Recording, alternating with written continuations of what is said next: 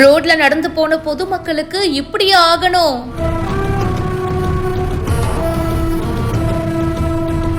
போதையில் ரகளையில் ஈடுபட்ட இளைஞர்கள் அதிரடியாக கைது செய்த காவல்துறை.